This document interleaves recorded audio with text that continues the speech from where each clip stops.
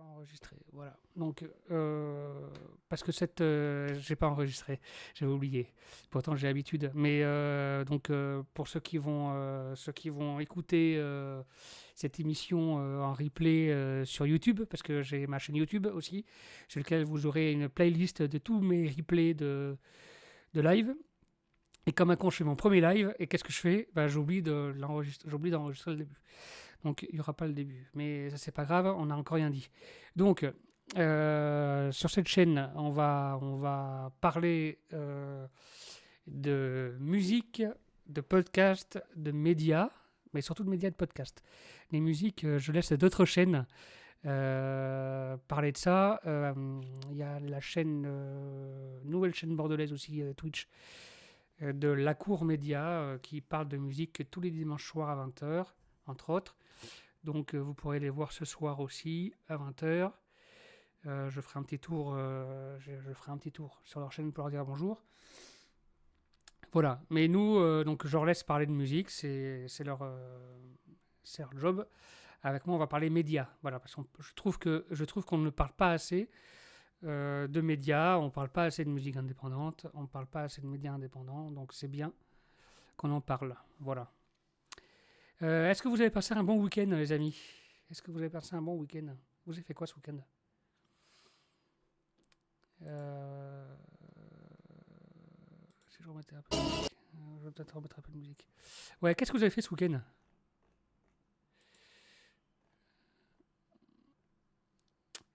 Moi, j'ai rien fait ce week-end.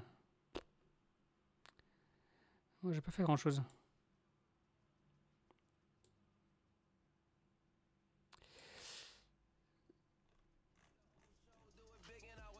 Est-ce que vous avez... Est-ce que...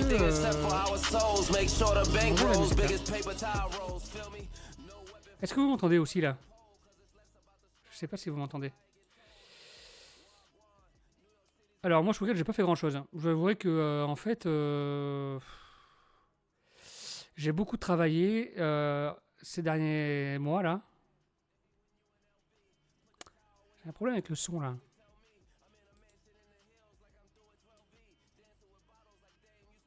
Non, c'est pareil, hein. Attendez. Pour vous, ça change pas là, hein?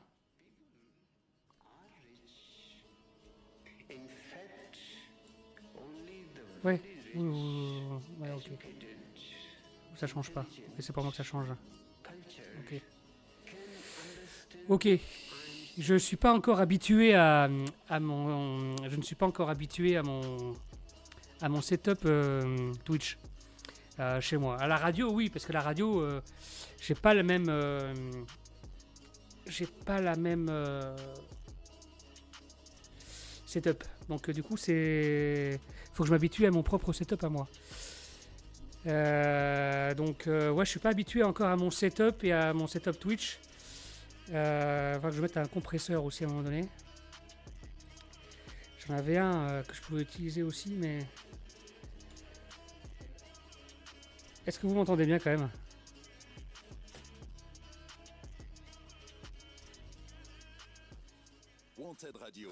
Ouais, j'ai mis un peu j'ai mis la musique la musique de la radio en attendant. Mhm. Donc on va commencer peut-être. Est-ce que ceux qui sont là peut-être qui sont connectés, bonjour. Bonjour à ceux qui nous rejoignent. On va parler médias. Voilà, ça va être notre chaîne, ça va être notre truc.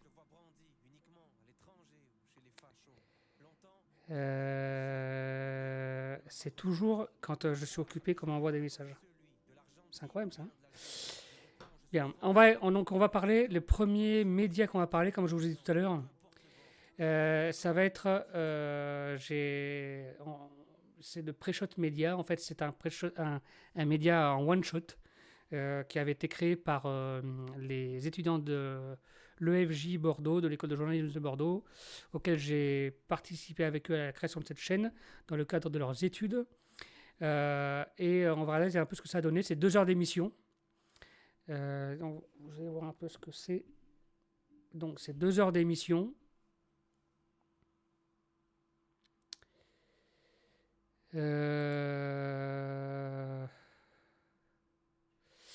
Et pendant 2 heures, ils ont parlé e-sport. Voilà. Donc, tout a été fait. Tout a été fait par les étudiants. Tout. Le visuel, la communication, le sujet de l'émission. Tout a été créé par les étudiants. Voilà. La musique d'attente. Vous voyez, le temps d'attente. C'est pareil. Ça, c'est eux qui l'ont réalisé. Donc, on va réacter un peu cette vidéo.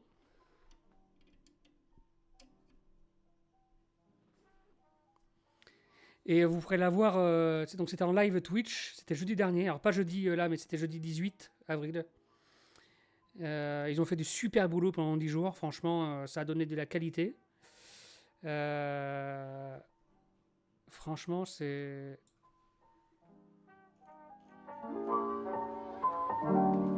C'était super bon. Franchement, ils ont vraiment assuré. Les génériques, pareil, c'est eux qui l'ont réalisé. Vous allez bien. On va avancer un peu. Vous entendez bien là?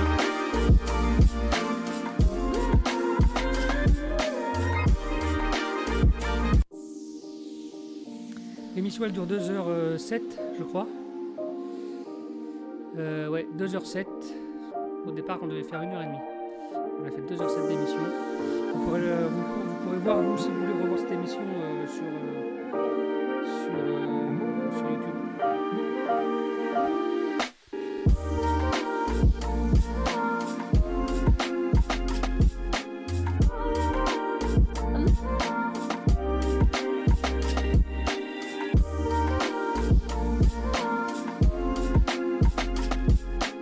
Alors, il faut savoir que cette émission a été créée donc ils ont eu à peine 15 jours, ils ont eu 10 jours pour créer cette émission, qui est quand même énorme, 10 jours pour créer un truc hors norme.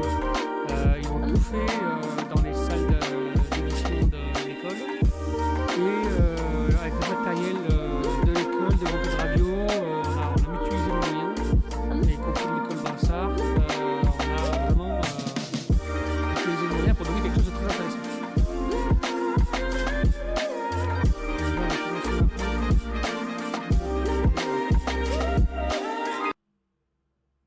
Où est-ce qu'on arrive là?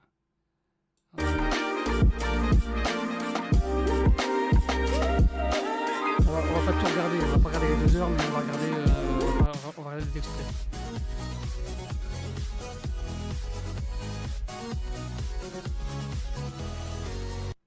Yo tout le monde, j'espère que vous allez bien. Bienvenue sur Pré-Shot, l'émission spéciale e-sport.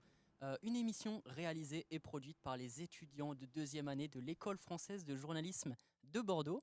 Je ne suis pas tout seul aujourd'hui. Donc déjà, vous savez par qui c'est réalisé, hein, par les étudiants de l'école de journalisme de Bordeaux. On est accompagné de Benoît alias Kalash. Est-ce que tu peux te présenter? Bonjour à tous, moi je suis Ben Kalash. En fait, je suis coach pour les Girondins de Bordeaux e-sport. Trop bien. On va lancer les Donc génériques. ils ont quand même reçu, alors moi un truc que j'ai découvert.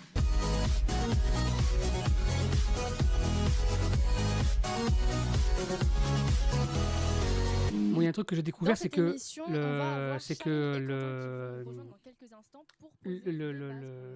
Bordeaux, le club de foot de Bordeaux, les Girondins de Bordeaux, pardon, ils ont une équipe de e-sport.